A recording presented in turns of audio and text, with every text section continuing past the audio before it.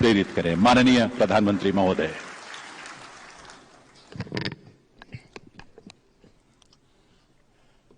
कार्यक्रम में उपस्थित सुप्रीम कोर्ट के मुख्य न्यायमूर्ति Shri N V. Ramana ji, justice Shri U Lalit ji, justice Shri D Y. Chandrachud जी,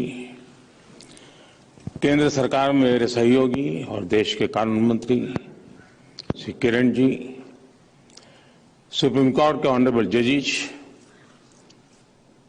हमारे साथी राज्य मंत्री श्रीमान SP. Baghel ji, high court के ऑनरेबल जजेस, डिस्ट्रिक्ट लीगल सर्विसेज अथॉरिटी के चेयरमैन और सेक्रेटरीज, सभी सम्माननीय अतिथिगण, देवी और सज्जनों, भारत की न्याय व्यवस्था का नेतृत्व कर रहे आप सभी के बीच आना हमेशा एक सुखद अनुभव होता है, लेकिन बोलना जरा कठिन होता है।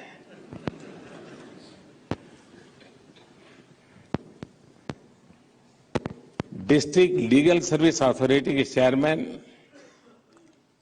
और सेक्रेटरीज की ये इस तरह की पहली नेशनल मीटिंग है और मैं मानता हूं कि एक अच्छी शुभ शुरुआत है, मतलब ये आगे भी चलेगा।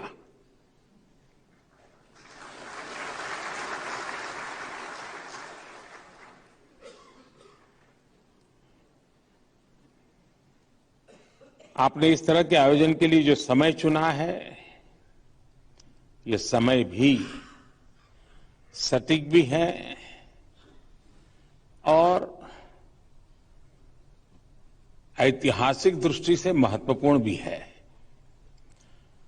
आज से कुछ ही दिन बाद देश अपनी आजादी के 75 साल पूरे कर रहा है। ये समय हमारी आजादी के अमृतकाल का समय है। ये समय उन संकल्पों का है जो अगले 25 वर्षों में देश को नई ऊंचाई पर ले जाएंगे। देश की इस अमृत यात्रा में ईज ऑफ डूइंग बिजनेस और ईज ऑफ लिविंग की तरफ ईज ऑफ जस्टिस भी उतना ही जरूरी है। नेशनल लीगल सर्विस अथॉरिटी और सभी डिस्ट्रिक्ट लीगल सर्विसेज अथॉरिटीज इसमें बहुत बड़ी भूमिका निभा सकते हैं। इस आयोजन के लिए विशेष करके ललित जी को और आप सबको बहुत बहुत बधाई भी देता हूं, बहुत बहुत शुभकामनाएं देता हूं। हमारे यहां न्याय की संकल्पना में कहा गया है, अंगेन गात्रम नयने वक्त्रम न्यायेन राज्यम लवणेन भोज्यम, अर्थात जैसे विभिन्न अंगों से शरीर की, आंखों से चेहरे की और नमक से खाने की सार्थकता पूरी होती है, वैसे ही देश के लिए न्याय भी उतना ही महत्वपूर्ण है। आप सब यहां संविधान के एक्सपर्ट्स और जानकार हैं। हमारे संविधान का आर्टिकल 39A, जो कि directive principle of state policy के अंतर्गत आता है, उसने लीगल एड को बहुत प्राथमिकता दी है। इसका महत्व हम देश में लोगों के भरोसे से देख सकते हैं। हमारे यहां सामान्य से सामान्य मानवी को ये विश्वास होता है कि अगर कोई नहीं सुनेगा तो अदालत के दरवाजे खुले हैं।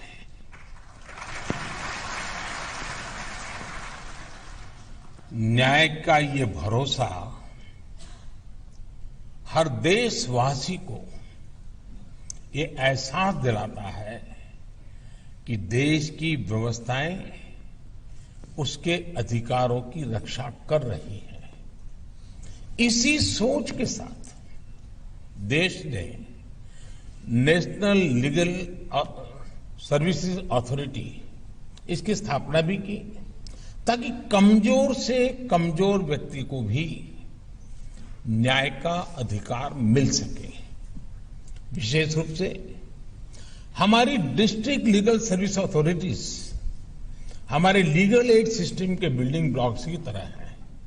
साथियों, आप सभी जानते हैं कि किसी भी समाज के लिए जुडिशियल सिस्टम का एक्सेस जितना जरूरी है, उतना ही जरूरी जस्टिस डिलीवरी भी है।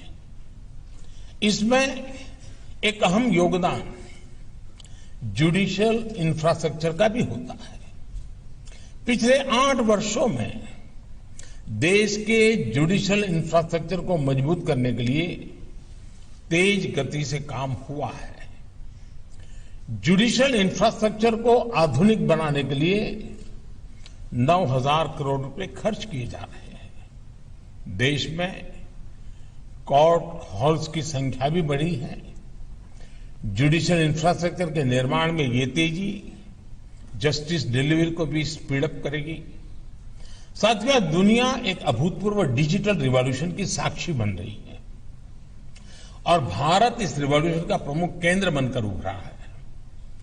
कुछ साल पहले देश जब भीम यूपीआई और डिजिटल पेमेंट्स की शुरुआत कर रहा था, तो कुछ लोगों को लगता था कि ये छोटे से क्षेत्र तक सीमित रहेगा।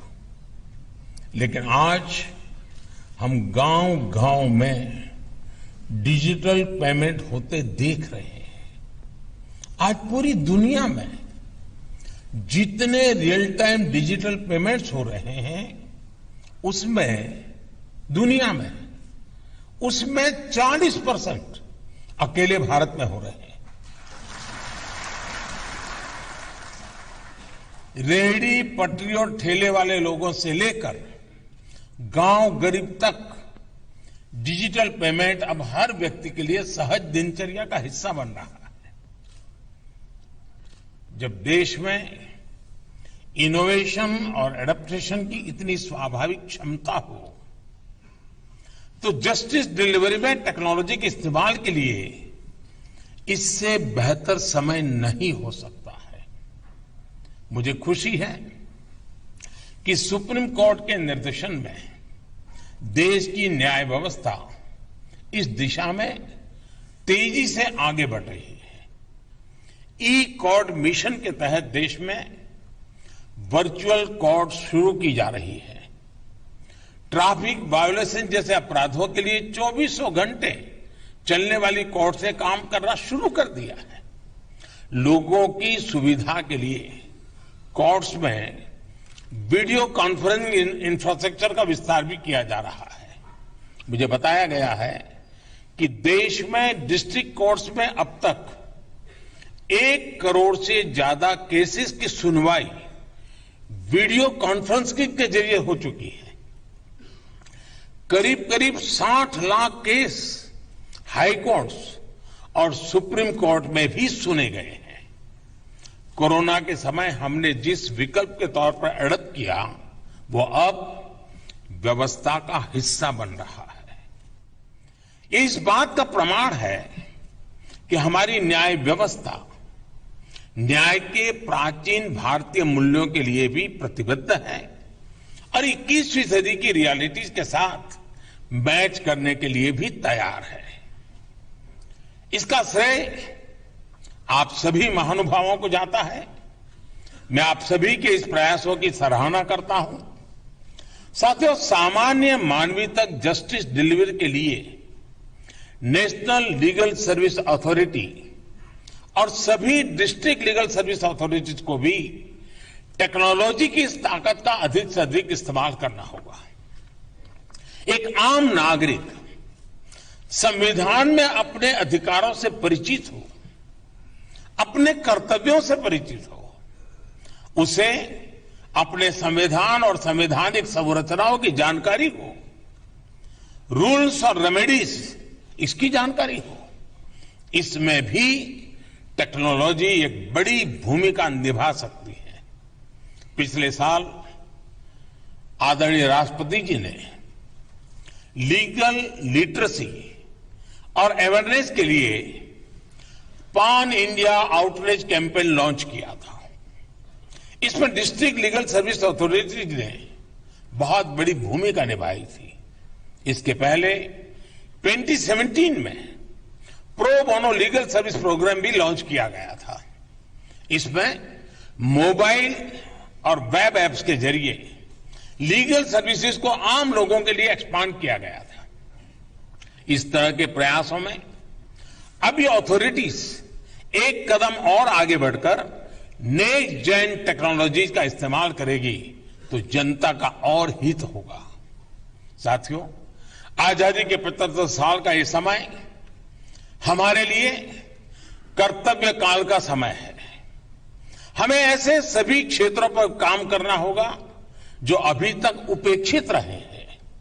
देश में अंडर ट्रायल कैदियों से जुड़े मानवीय विषय पर सुप्रीम कोर्ट द्वारा पहले भी कई बार संवेदनशीलता दिखाई गई है। ऐसे कितने ही कैदी हैं जो कानूनी सहायता के इंतजार में वर्षों से जेलों में बंद हैं। हमारी डिस्ट्रिक्ट लीगल सर्विस अथॉरिटीज इन कैदियों को कानूनी सहायता देने का जिम्मा उठा सकती है। आज यहां देश भर से डिस्ट्रिक्ट जजेज आए हैं। मेरा उनसे आग्रह है कि district level under trial review committee के चेयरमैन होने के नाते अंडर ट्रायल कैदियों की रिहाई में तेजी लाएं। वैसे मुझे बताया गया है कि नालसा ने इस दिशा में कैंपेन भी शुरू कर दिया है। मैं इसके लिए आपको बधाई देता हूं, आप सबको बधाई देता हूं और अपेक्षा करता हूं कि आप लीगल एड के जरिए इस अभियान को सफल बनाएंगे। मैं बार काउंसिल से भी आग्रह करूंगा कि इस अभियान से ज्यादा लॉयर्स को जुड़ने के लिए प्रेरित करें। साथियों, मुझे आशा है हम सभी के प्रयास इस अमृतकाल में देश के संकल्पों को नई दिशा देंगे।